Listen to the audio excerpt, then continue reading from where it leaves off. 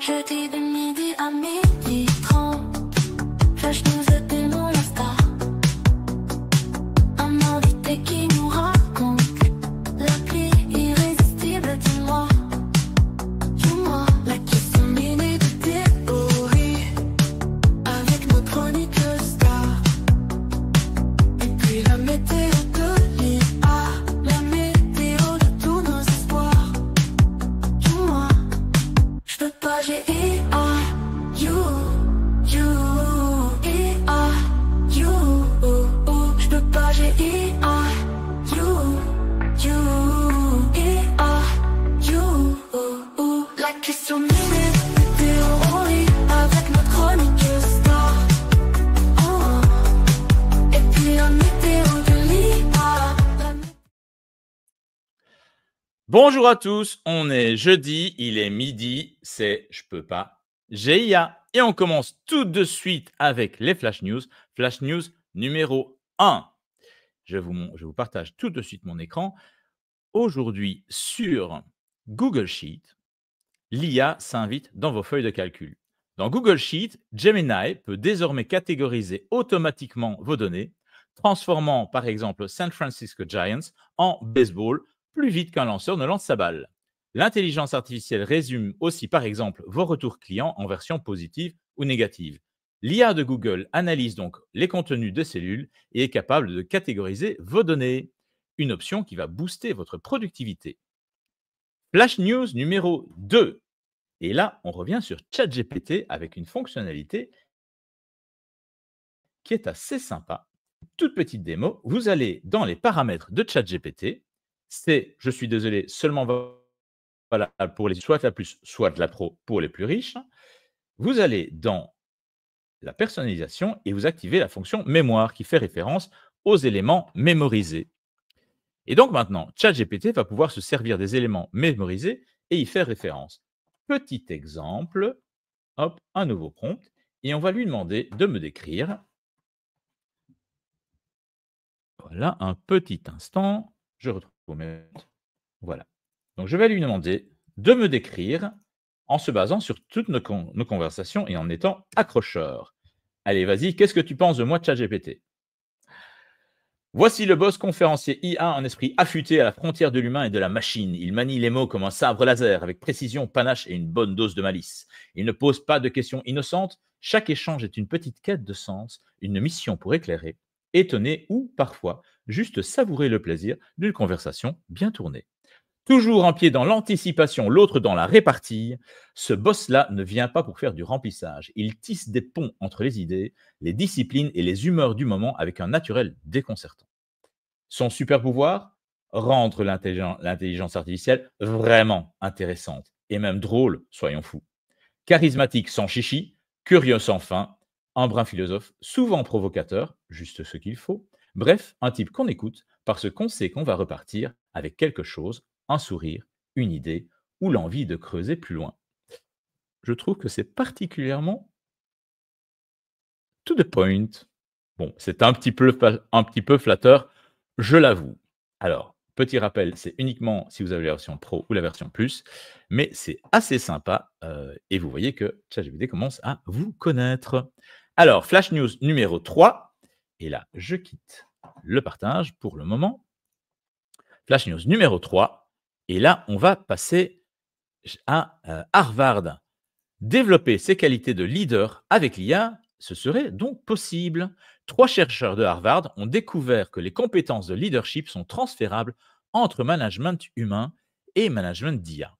Dans leur étude, les mêmes managers qui excellaient avec les équipes humaines obtenaient également les meilleurs résultats en dirigeant des équipes d'intelligence artificielle. Que font ces super leaders ? Ils posent beaucoup de questions, écoutent attentivement, organisent efficacement les débats et, étonnamment, utilisent leur intelligence émotionnelle même face aux algorithmes. Ce n'est donc pas l'expertise technique qui fait la différence, mais bien les qualités humaines fondamentales. Si cette recherche se concrétise, parce que pour le moment c'est un article qui est seulement en pré-publication, imaginez les possibilités. Votre manager pourrait s'entraîner sur un simulateur d'IA avant d'expérimenter ces techniques sur vous. de quoi faire rêver tous ceux qui ont déjà subi un manager en phase d'apprentissage. Alors, on va passer ah bah, voilà, j'avais évidemment oublié de passer les bannières. Les voici. On va répondre à nos commentaires. Bonjour Sabine, voilà, qui est en direct aujourd'hui. Merci Sabine. Bonjour Mélanie. Et voilà, et Sabine va tester tout de suite cette fonctionnalité, nouvelle fonctionnalité de ChatGPT. Bienvenue à tous. On va passer tout de suite à la démo du jour. Et aujourd'hui, je vais vous montrer comment créer une présentation avec Canva. Mais on va commencer avec, non pas Canva, mais avec Claude. Je vous montre tout de suite, hop, la fenêtre en question. On revient donc sur celle de chat, voilà, et on passe sur Claude. On va poser une question à Claude, on va lui demander, hein, ça partage, voilà, ça ne veut pas. Ah voilà, c'est arrivé. Bonjour Emmanuel, bonjour Claude. Eh bien Claude, je vais te demander de me préparer une présentation sur les bonnes pratiques de management stratégique moderne. Hop, voilà, un petit prompt. C'est parti. Alors, Claude travaille et réfléchir, ce qui est faux. Et voilà déjà notre plan. Voilà. OK. On a donc ici une petite présentation sur les bonnes pratiques de management stratégique moderne. C'est toujours évidemment la version payante de Claude que j'utilise.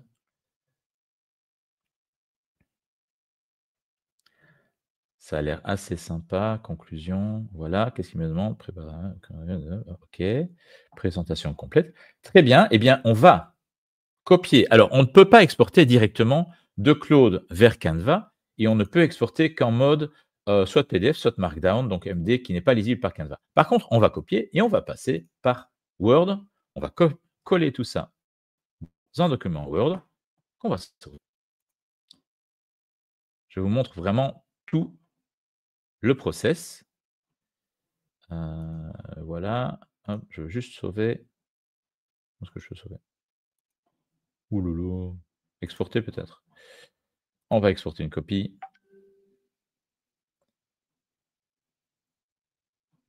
Non.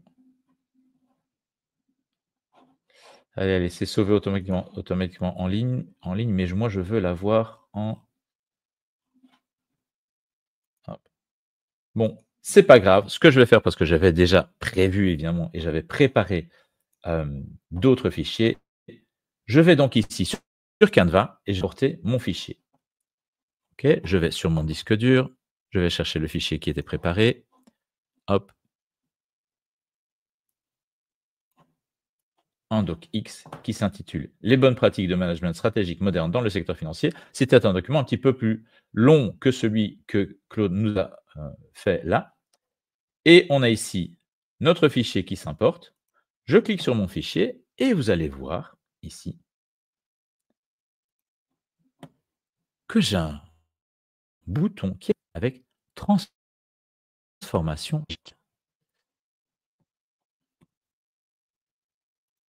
Voilà, on reste. Voilà, transformation magique. Convertir en présentation.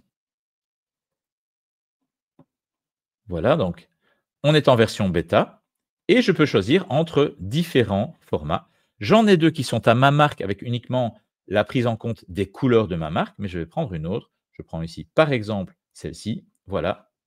Et je clique sur créer ma présentation. Ça a pris combien de secondes? Pas beaucoup.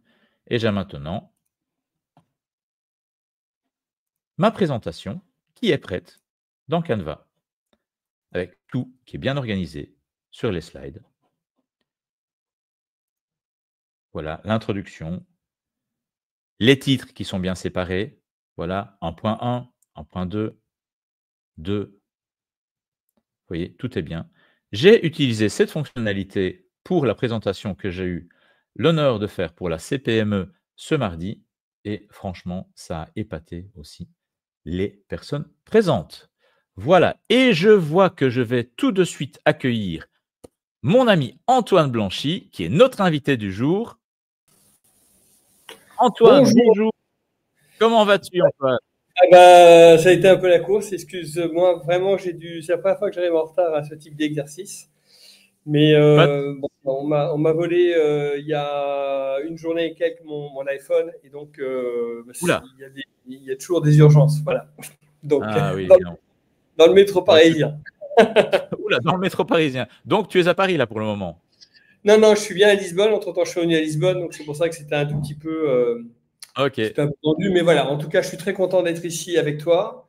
Ouais. On se connaît déjà Très depuis content. pas mal de temps. Voilà, on se connaît déjà depuis pas mal de temps. L'IA est vraiment un sujet passionnant et effectivement, je viens de découvrir une nouvelle manière de faire des présentations sur Canva. Avant, j'utilisais de temps en temps Gamma App pour pouvoir Ouais. le faire et je trouve qu'effectivement sur Canva et puis aussi sur PowerPoint, le fait d'avoir des présentations qui sont faites très très vite, c'est un luxe incroyable que nous avons.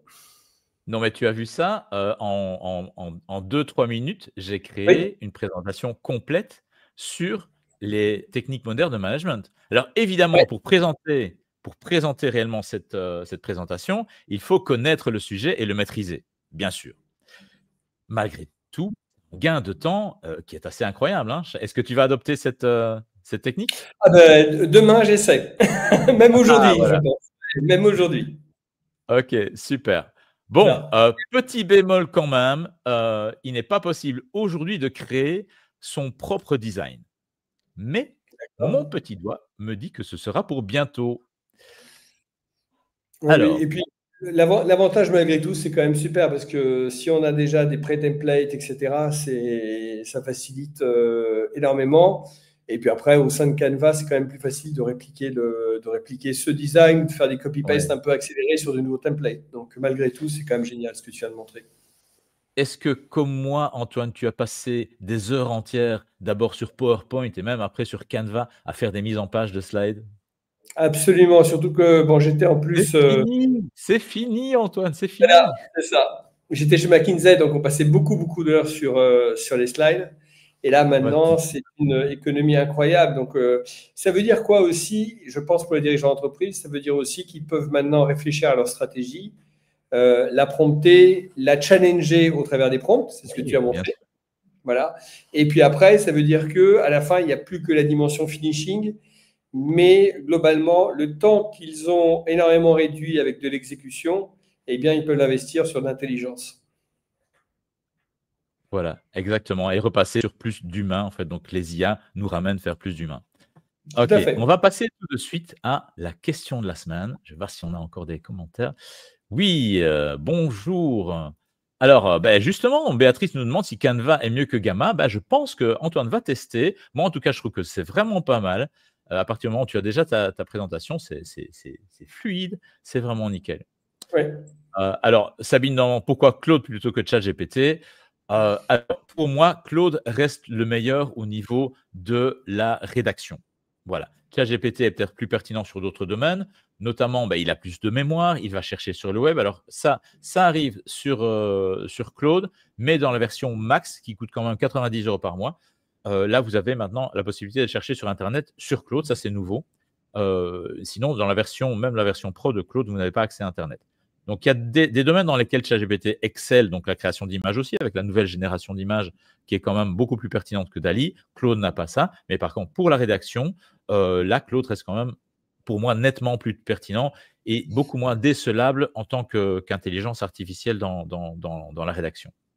Ouais, c'est effectivement beaucoup plus fluide. Les copywriters adorent Claude, globalement. Et donc, pour les messages, effectivement, c'est vraiment important. Une des manières que j'ai, moi, de récupérer Claude, mais ça, à la limite, tu dois faire la même chose aussi, c'est sur Perplexity, puisque sur Perplexity, on peut faire de Absolument. la recherche et appeler le moteur Claude pour rédiger après.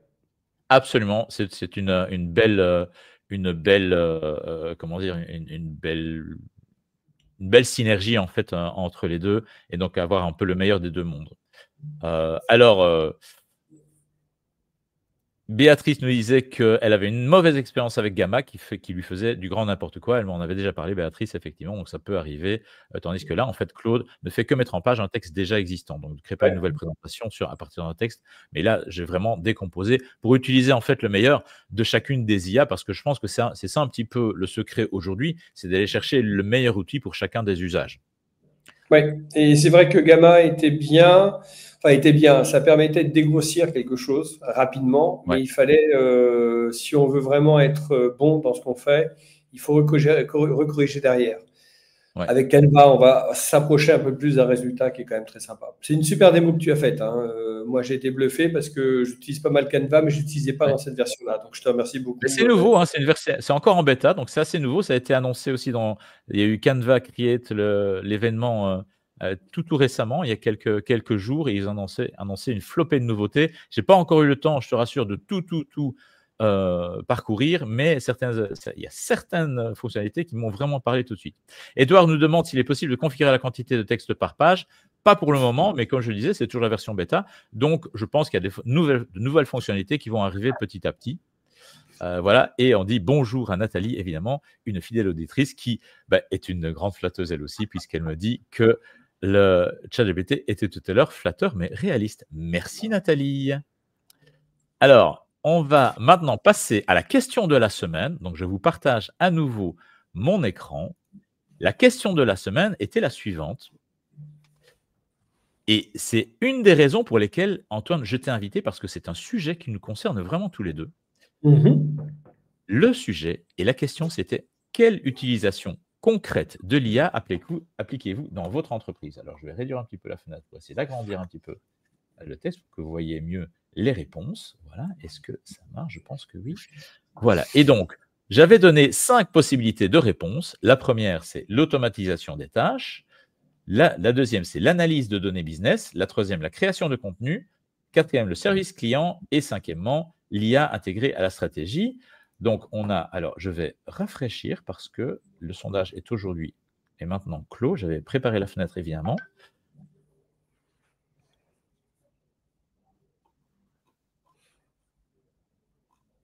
Voilà. OK. Donc, on a le sondage qui est clos maintenant. C'est tout frais. Hein. Il a été clos il n'y a même pas 1 heure. Donc, on a en premier la création de contenu, en second l'automatisation de tâches, en 3 l'analyse de données business et en 4 l'IA intégrée à la stratégie, et personne apparemment ne l'utilise pour le service client. Alors, je pensais bien avoir un résultat, Antoine, dans ce sens-là, mais là, je suis quand même ébahi parce que seuls 3% des votants intègrent l'IA à leur stratégie. Toi qui parles au quotidien à des dirigeants, quel est ton constat sur le terrain? Quel est l'usage des outils d'IA au sein des entreprises que tu accompagnes, Antoine? Alors, oui, très bien, mais juste pour me présenter un tout petit peu, peut-être que tu l'as fait tout à l'heure, mais effectivement… Non, mais t'inquiète pas, franchement. Moi, je suis désolé, j'avais prévu de t'accueillir un tout petit peu plus tôt, donc j'avais prévu tout le temps la juste, et j'ai laissé tomber. Donc, non, mais tu bien fait. La dernière invitée, tiens. Voilà. Donc, la magie, effectivement, de ce qu'on fait, c'est un live, donc on a toute cette propriété d'eux, qu'on s'adapte tout le temps. Donc, et c'est pareil, exactement pareil pour l'IA, c'est-à-dire que alors, mon métier à moi, c'est je suis mentor pour dirigeants. J'aide les dirigeants à accélérer. Moi, je travaille beaucoup l'exponentiel avec les dirigeants. Donc, ça veut dire qu'est-ce qui va faire que l'entreprise accélère ou elle piochait dans ses résultats et donc elle veut obtenir plus.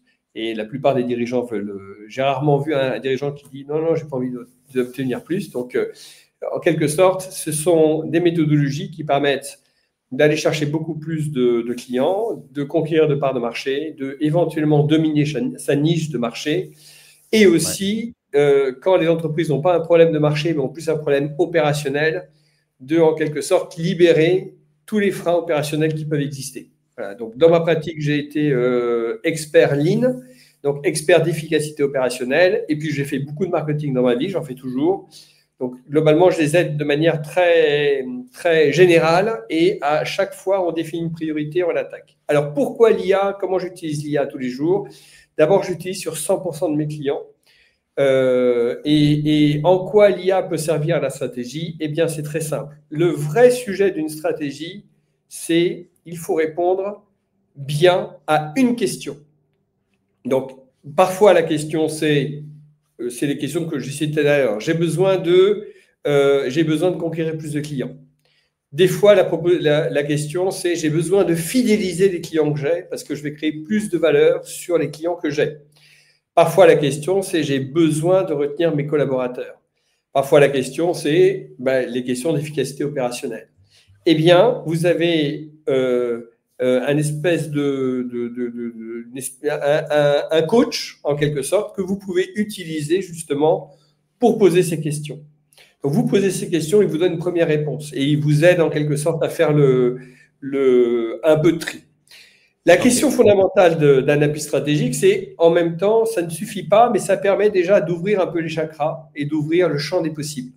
Quand on est patron, et c'est là où maintenant la stratégie va devenir le cœur du sujet, le cœur d'un dirigeant, c'est que quand on est patron, on passe beaucoup trop de temps dans l'exécution. On passe beaucoup trop de temps à orienter les gens qui ne sont peut-être pas assez autonomes. On passe trop de temps à répondre directement aux clients parce que les clients demandent de l'attention, etc., etc. Donc, à la fin, le but de l'IA, à mon sens, pour un dirigeant, c'est de le libérer, comme tu viens de le montrer sur le PowerPoint, c'est de le libérer le plus de temps possible pour qu'il réfléchisse au lieu de seulement faire. Beaucoup trop de dirigeants et beaucoup trop de managers mobilisent 120% de leur énergie à faire et beaucoup à faire, et justement pas assez pour c'est quoi l'action que je dois faire absolument, que je dois lancer aujourd'hui pour que mon entreprise décolle. Donc voilà. Et c'est en ça que l'IA est un élément d'enrichissement. La deuxième question, et c'est ce que tu as montré brillamment avec Canva, c'est si le patron passe beaucoup de temps à faire des propositions commerciales, par exemple, s'il passe beaucoup trop de temps à faire des PowerPoint de présentation dans les conférences, des choses comme ça, s'il passe trop de temps à s'occuper de son agenda, à organiser son agenda, bien sûr. Eh bien, toutes ces tâches d'exécution, je vais donner juste un exemple après, mais toutes ces tâches d'exécution, eh bien, il peut les confier chaque fois plus à une IA, et l'IA va faire pour lui, et donc lui, il va gagner du temps d'intelligence. Pour se recentrer sur son véritable rôle de leader. Tout à fait, absolument. Je donne un exemple. Une PME industrielle qui est un de mes clients, il est dans le secteur automobile, et donc, à chaque fois qu'il va chez un client, il sait qu'il a à peu près entre 2, 3 semaines, 4 semaines de boulot parce qu'il reçoit des demandes, d'accord, et il a besoin de s'entendre au milieu de je ne sais pas combien de normes qui existent dans le secteur automobile, sachant qu'il y a des normes allemandes, françaises, anglaises, américaines, etc., etc. Donc, c'est un monde infini à chaque fois. Et tout ça, il le faisait manuellement auparavant. Eh bien, une des choses qu'on a travaillé avec lui, c'est on s'est assis devant ChatGPT, on intègre le fichier Excel de la demande client et on peut interroger une IA en disant « Va me chercher les normes correspondantes internationales où elles existent, normalement, françaises, etc. » Et l'IA, ce que lui faisait, des fois, il prenait une semaine à faire devant le fichier, eh ben, l'IA le fait en 5 minutes. Donc, ça, c'est essentiellement pour le gain de temps, évidemment, du manager, en fait. Mais au niveau de l'utilisation de l'IA au sein de l'entreprise, est-ce que tu as des échos? Est-ce que l'utilisation au sein de l'entreprise est orientée? Est-ce que beaucoup de managers, beaucoup de leaders envisagent déjà l'IA comme impactant leur industrie, potentiellement leur métier et donc leur proposition de valeur et leur stratégie? Eh ben, je vais aussi utiliser ce sondage que tu as toi-même fait. C'est-à-dire que les gens utilisent encore, à mon sens, l'IA, ils le voient beaucoup sur la création de contenu. Comment je fais pour répondre à un email, comment je fais pour faire une présentation, etc., etc. Mais en quelque sorte, il faut l'utiliser pour toutes les tâches répétitives. Donc, l'exemple du monsieur, c'est très simple. Donc, je continue l'exemple. Hein. Globalement, donc, le vrai sujet, le début de l'IA stratégique pour un dirigeant ou pour un manager, c'est quelles sont les tâches répétitives que je fais souvent, et c'est là le début de la conversation. C'est-à-dire, et comment je peux confier ces tâches répétitives que je fais souvent, qui n'ont pas énormément de valeur ajoutée, eh bien, comment je peux les confier à un automate? Et aujourd'hui, avec les agents IA, Un agent IA, c'est quoi? C'est un prompt qui a, d'abord, tu commences par le numéro 1, puis après, tu fais le numéro 2, puis après, tu fais le numéro 3. Et donc, c'est une décomposition de tâches structurée qui Oui. permet justement à ce qui est fait en 2 heures, peut-être que l'agent arrive à le faire en 5 minutes. Oui, et l'agent, au-delà de ça, donc au-delà même du prompt, l'agent est capable aussi d'aller actionner et d'aller prendre des actions sur l'ordinateur, donc en sortant du chatbot. Tout à Alors, fait. pour ma part, moi, comme tu le sais, j'aide les dirigeants à comprendre et à intégrer comment l'IA va transformer, donc on est déjà dans l'étape suivante, comment l'IA va transformer leur industrie, leur métier, et partant leur stratégie pour les 3 à 5 ans à venir. C'est comme pour Internet, en fait. Les IA vont potentiellement transformer profondément la création de valeur des entreprises dans les années à venir. Et moi, je les aide en fait à anticiper et à adapter leur stratégie pour les années à venir pour se préparer en fait à l'arrivée en force de l'IA. Antoine, c'était super intéressant, mais il est temps, je pense, d'accueillir notre chroniqueuse star, mademoiselle Anneline, si tu es d'accord. Tu restes avec moi, hein, Antoine? Oui, bien sûr. Elle va nous faire voyager aujourd'hui, Anneline. Bonjour, Anneline. Bonjour, bonjour à tous. Bonjour Emmanuel, bonjour Antoine. Merci. Aujourd'hui, Anneline, tu vas nous faire voyager géographiquement et dans le temps, je pense. Tout à fait, ça tombe bien, puisque Antoine a l'air d'être un grand voyageur, hein, étant à Lisbonne. Donc, on est dans le finalement. C'est vrai que je répète que nous sommes vraiment diffusion internationale. On est en Eurovision, puisque Anneline, toi, tu es à Lyon en France. Moi-même, je suis à Beauvechain en Belgique. Et Antoine est à Lisbonne au Portugal. Exactement. Donc, tu vois, on est vraiment dans le thème aujourd'hui. Absolument. Voilà. Mais du coup, on va avancer un peu sur la chronique, hein, parce que je vois que le temps défile. Et je vais vous parler des avancées en matière d'art grâce à l'IA, comme on a pu voir déjà avec la Madone et les 2 anges dans un précédent épisode de Je peux pas, j'ai IA. Et aujourd'hui, du coup, on traverse la Méditerranée pour aller en Égypte, une destination que nous connaissons bien, hein, ce pays plein de mystères où l'on s'est ressourcé récemment. D'ailleurs, un petit clin d'œil spécial à ceux qui nous suivent et qui ont partagé avec nous cette grande aventure. Oui. On ne les oublie pas. Alors, aujourd'hui, oui, le fameux shift, un vrai changement, effectivement. Et puis, puisqu'on parle de changement, donc on va changer d'époque et on va parler du mythe doré de Toutankhamon, dont on a beaucoup parlé. Mais la question qu'on se pose, c'est si on nous avait menti. Parce que quand on pense à l'Égypte ancienne, on a une image qui surgit immédiatement, celle du masque d'or de Toutankhamon, éclatant, majestueux, presque divin. Et si je vous disais en fait que ce visage était un mensonge, parce que grâce à l'intelligence artificielle, on connaît aujourd'hui les vrais traits de celui qu'on surnomme l'enfant roi. Et spoiler alert, le pharaon le plus célèbre de tous les temps était loin d'être un Apollon. La beauté de ce franc pharaon serait-elle donc galvaudée? Eh bien oui, parce que l'IA va briser un mythe aujourd'hui. C'est-à-dire que 3300 ans après sa mort et plus d'un siècle après la découverte de sa tombe en 1922 par Howard Carter, des chercheurs ont utilisé l'ADN du jeune roi pour reconstruire son visage via l'intelligence artificielle. Et le résultat est, comment on peut dire, déroutant. On découvre effectivement un adolescent d'1,68 m, au crâne anormalement allongé, un pied beau, un menton fuyant, des dents de devant proéminentes. Donc un physique un peu fragile, très éloigné du roi guerrier idéalisé qu'on voit un petit peu partout. Et la faute à quoi? Une petite indice à la consanguinité qui est omniprésente chez les pharaons, parce que ses parents étaient frères et sœurs. Et oui, les dieux ne se mélangent pas avec les mortels, voyons. Alors pour gagner la lignée pure, on reste en famille, littéralement. Donc ça a quand même un poids, hein, cette lignée divine, parce que à cette époque, les pharaons sont considérés comme des dieux vivants, hein, et les mariages entre frères et sœurs, voire père et fille, sont très, très, très fréquents. Donc ça peut paraître choquant aujourd'hui, mais pour eux, c'était surtout un choix politique et spirituel. C'est-à-dire que ça préservait le sang royal, ça évitait les luttes de pouvoir, et ça renforçait le caractère sacré du trône. Le Rhône. Bah oui, là je suis à Lyon, forcément. Sauf que génétiquement, c'est un désastre. Donc, d'ailleurs, quand on se baigne dans le Rhône aussi, ça peut être un désastre. Et Toutankhamon en est l'exemple parfait. Donc, on découvre des infirmités multiples, une faible constitution, une mort prématurée à 18 ans, probablement d'une infection après une fracture aggravée par le paludisme. Enfin bref, ça ne fait pas trop rêver. Alors, quand même, ce qui a participé un petit peu à son mystère, c'est qu'il y a eu des secrets de famille.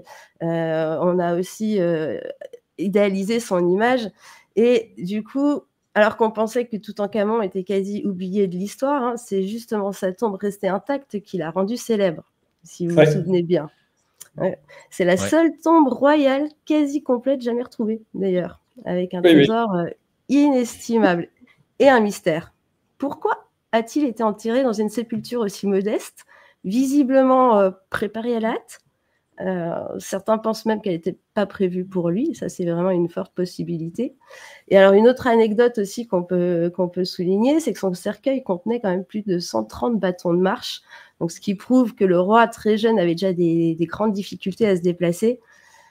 Et un petit fun fact un peu morbide, au moment de l'embaumement du corps, son corps a été accidentellement brûlé. Donc, c'est un mélange d'huile et de chaleur qui aurait provoqué une réaction chimique et partiellement carbonisé la momie. Donc, en vrai, il a pris cher du début à la fin, hein, et même encore dans l'au-delà.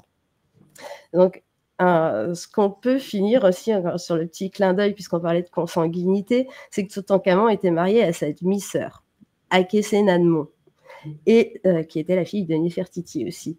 Et ensemble, ils ont eu 2 filles qui sont mortes-nées et retrouvées momifiées dans sa tombe également. Donc, c'est un triste reflet de la conséquence de la consanguinité jusqu'à la génération suivante.